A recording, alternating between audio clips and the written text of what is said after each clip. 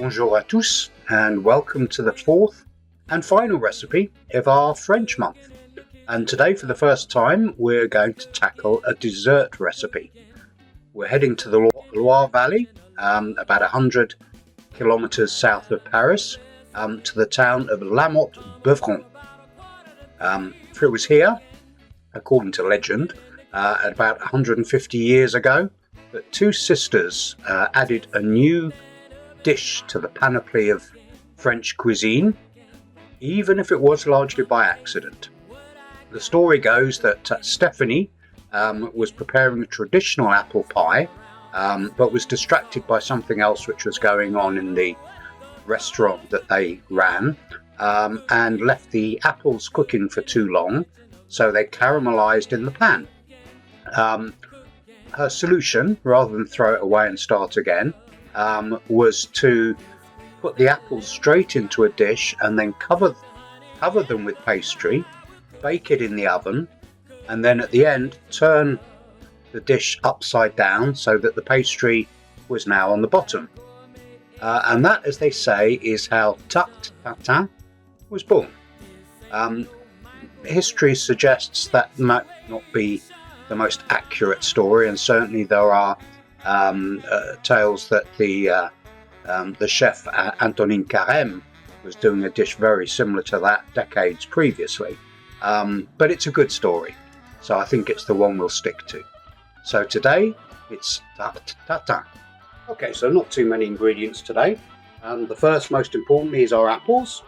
More or less any type of apple will do, just not cooking apples which get too mushy. So you want them to keep their texture when they cook. So we've got apples, butter, some pre-made frozen puff pastry, a little bit of flour just for rolling, and then sugar. Now I couldn't get hold of any light brown sugar, so I've just taken half of white sugar and half of brown sugar. That'll do just as well. A little bit of vanilla essence, or you could use a vanilla pod if you've got one. A little bit of lemon juice, and some cognac, or if you could get Calvados apple cognac, even better. And the lemon juice is just there so that when I cut up the apples shortly, that I put a little bit of lemon juice on them so they don't go brown. So I'm now going to chop the apples and take them into the kitchen. We'll just have a quick check of what equipment we need. So today we're going to need a saucepan, an oven cake dish, a knife, a spoon, a rolling pin, a chopping board or a pastry board, and some greaseproof or baking paper. Okay, so now we have our apples cut in the pan, and to them I'm going to add my sugar,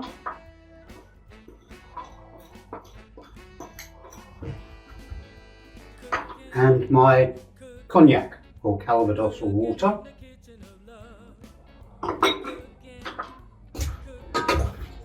Start giving that a stir around so that the sugar's mixed up with the apples. And what we're going to do now is cook that fairly gently for 10 minutes, 15 minutes, till the sugar melts into the cognac and starts to slowly caramelize. So while that's happening, let's check the ingredients again. So our ingredients today are 4 or 5 apples, peeled, quartered and cored, 100 grams of light brown sugar or a mix of light and dark, 50 millilitres of Calvados or cognac, or if you prefer you can use water, 50 grams of butter cubed, half a teaspoon of vanilla essence, around 300 grams of puff pastry depending on the size of your cake tin, and a couple of tablespoonfuls of plain flour for rolling the pastry. Okay, so our apples are nicely caramelizing in the pan there, as you can see. So all we're going to do now is add a little bit of vanilla essence and our butter. And we're just going to stir that around a little, just so that the butter melts. It doesn't need to do any more than that. And then once the butter's melted into the caramel mix. Then we're going to take it off the heat and set it aside. Okay, so we've got our tin here, which I've lined with some greaseproof paper, so hopefully when we come to turn it over at the end it won't stick. And I'm just going to pour my beautifully caramelized apples into that. Spread them around nicely so they cover the base completely and fairly evenly.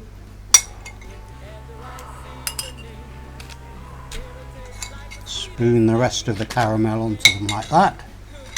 And then the pastry, which as I say is pre-made, I'm just going to trim the edges a little bit. Cut off the corners like that. And then basically just put it on top like that. And then, as if you're making a bed, just poke the edges down at the side. All the way around like that. Push it well down, and that's basically it. That'll now go into the oven for 30 minutes, 35 minutes, basically till it's puffed up and gone brown on top, and then it's ready to eat. Okay, so there we have it, nicely brown on top. So all we have to do now is turn it upside down. So we get a plate like that and flip them over. Now we cross everything, because this is only one take. This will come as it comes, and we shall see.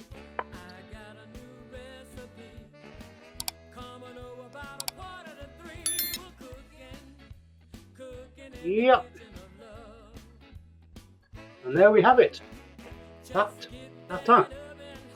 Perfect with ice cream, creme fraiche, cream, however you like it. Hot from the oven or room temperature. Enjoy. Don't sit under the apple tree with anyone else but